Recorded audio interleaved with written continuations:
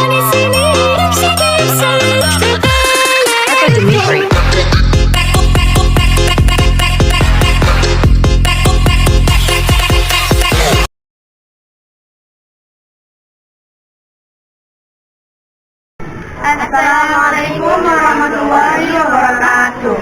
Perkenalkan, kami dari kelompok 5. Perkenalkan, nama saya Siti Aisyah. Perkenalkan, nama saya Sifalina. Perkenalkan, nama saya Wanda. Perkenalkan, nama saya Fitriana.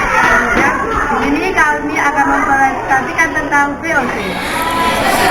Di sini kami akan mempresentasikan tentang VOC. Kami terdiri dari Siti Aisyah, Sifaul Jannah. ada nantinya akan ada Winda dan Putri Amelia Azizah. Pengertian VOC. Perusahaan Hindia Timur Belanda secara resmi bernama Persatuan Perusahaan Hindia Timur. Bahasa Belanda, Verenigde Oostindische Compagnie, disingkat VOC, didirikan pada 20 Maret 1602. VOC adalah persekutuan dagang asal Belanda yang memiliki monopoli untuk aktivitas perdagangan di Asia. Disebut Hindia Timur karena ada pula Göttingen West-Indische Compagnie yang merupakan persekutuan dagang untuk kawasan Hindia Barat. Perusahaan ini dianggap sebagai perusahaan multinasional pertama di dunia sekaligus merupakan perusahaan pertama yang mengeluarkan sistem pembagian saham. Salah satu pemegang saham VOC terbesar adalah Isaac Lemaire, seorang pengusaha dan investor keturunan Yahudi asal Wallonia sekarang Belgia. Sejarah VOC. Pada 1598, Parlemen Belanda memberi usulan menggabungkan perusahaan yang saling bersaingan menjadi sebuah kongsi dagang kit. Pada 1598, Parlemen Belanda memberi usulan penggabungan perusahaan yang saling bersaing menjadi sebuah kongsi dagang kit. Dari situ muncul Verenigde Oostindische Compagnie atau bisa disebut juga VOC, yang merupakan perserikatan maskapai Hindia Timur. Selain itu, terdapat 6 wilayah Belanda memiliki perwakilan di VOC. Setiap perwakilan menjumpai direktur untuk memimpin. Secara keseluruhan, jumlah direktur yaitu 17 dan dikenal sebagai Heren Markas. VOC terletak di Amsterdam sehingga kota tersebut memiliki 17 rektur. Awalnya VOC memerangi Portugis yang sudah datang lebih awal ke Indonesia atau Asia. Setelah berhasil memenangi peperangan, Belanda menciptakan jabatan Gubernur Jenderal agar bisa menangani urusan perdagangan. Adapun kota yang pertama kali atau negara yang pertama kali masuk ke Indonesia yaitu Portugis.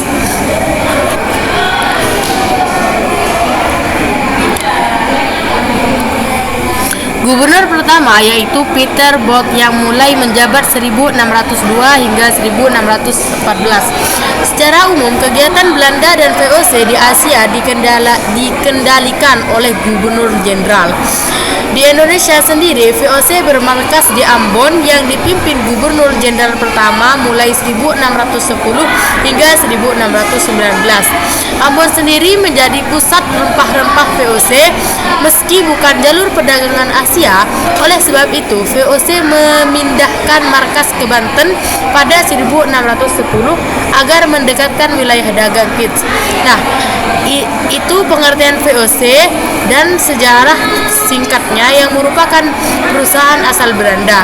Dari situ muncul Verenigde Oostindische Compagnie yang merupakan perserikatan markas Hindia Timur. Selain itu, terdapat 6 wilayah Belanda memiliki perwakilan di VOC.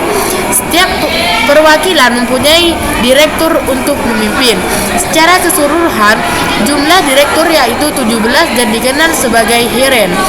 Markas VOC terletak di Amsterdam sehingga kota tersebut memiliki 7 direktur. Awalnya VOC memerangi Portugis yang sudah datang lebih awal ke Indonesia atau Asia.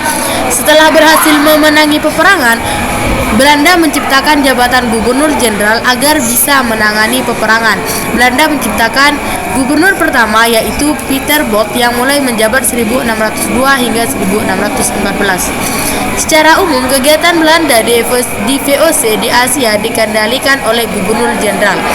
Di Indonesia sendiri, VOC bermarkas di Ambon yang didampingi Gubernur Jenderal pertama mulai 1610 hingga 1619. Ambon sendiri menjadi pusat Gubernur Jenderal pertama mulai 1610 hingga 1619. Ambon sendiri menjadi pusat rempah-rempah VOC meski bukan jalur perdagangan Asia. Oleh sebab itu, VOC memindahkan markas ke Banten pada 1610 agar mendekati wilayah dagang Kits.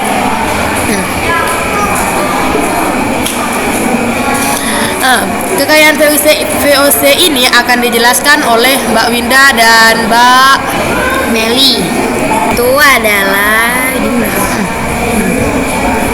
jadi gini, VOC kala itu menghasilkan 78 juta gulden Belanda atau sekitar lebih dari USGD 7,9 triliun. Jika dikonversi dalam rupiah USGD 14.000, maka kekayaan VOC bernilai 112 milion 640 triliun 175 juta atau 112 triliun 64 kuadriliun. Faktor pentebab guburnya VOC ada